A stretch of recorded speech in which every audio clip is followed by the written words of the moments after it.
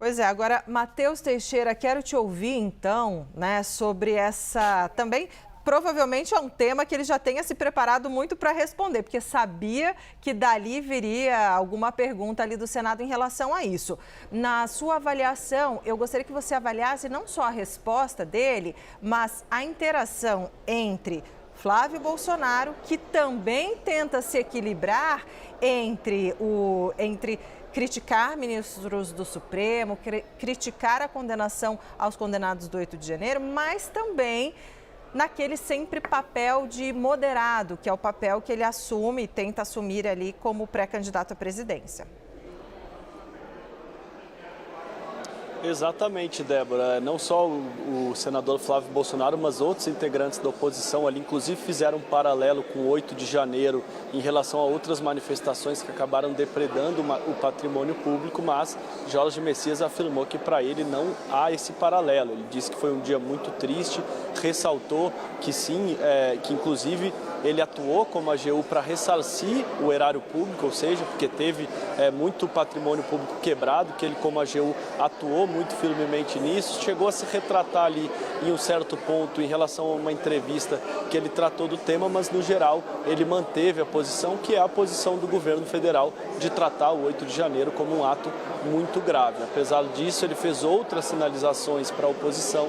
Nesse caso aí do 8 de janeiro não foi exatamente isso. Em relação a outras situações, como a colegialidade do Supremo, que é muito criticado, essas decisões monocráticas, ele voltou a falar disso em mais de uma oportunidade, justamente para tentar desarmar ali a oposição, que está muito crítica a ele. A gente viu uma força-tarefa do governo, que é também interessante da gente ressaltar aqui. Por exemplo, o Elton Dias pediu licença do Ministério, ele não é candidato e, portanto, continua ministro só para ajudar, para voltar para votar, porque ele é senador.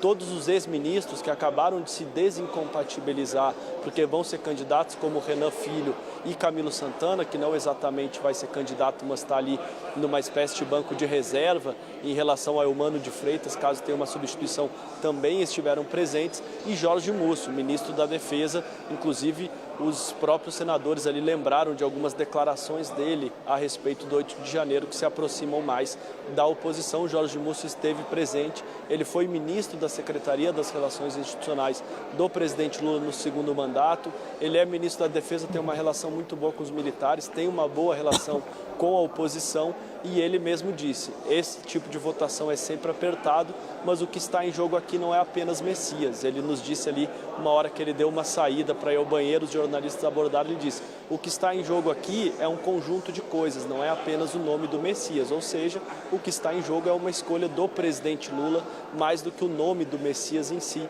e a gente viu isso muito claramente, porque todos os senadores de oposição, quando pegavam a palavra para fazer os questionamentos, eles deixavam claro, eu não quero fazer críticas ao Jorge Messias, mas ao conjunto da obra, ou seja, ao presidente Lula. É isso que está em jogo aqui hoje, mais do que a trajetória em si de Jorge Messias, que tem mestrado, tem doutorado, tem um histórico de fato muito próximo do Partido dos Trabalhadores. Ele já trabalhou aqui no Senado Federal, isso ele falou em diversos momentos também, numa tentativa de quebrar a resistência da oposição. Ele foi chefe de gabinete de Jacques Wagner, que é o líder do governo no Senado, mas além disso ele foi subchefe de assuntos jurídicos da presidente Dilma Rousseff. Vamos lembrar que esse é um cargo muito estratégico. Por exemplo, Dias Toffoli foi subchefe de assuntos jurídicos da Casa Civil no primeiro governo Lula, na gestão de José Dirceu. Gilmar Mendes também foi subchefe de assuntos jurídicos da Casa Civil no governo de Fernando Henrique Cardoso, e é justamente esse cargo ali que tem o poder de levar o presidente os despachos e dizer, antes de o presidente assinar um decreto, uma medida provisória, se aquele ato é condizente com a Constituição ou se extrapola de alguma maneira o que prevê a Carta Magna. Portanto, ele passou por esse cargo no governo da presidente Dilma, e no governo do presidente Lula ele assumiu a Advocacia Geral da União.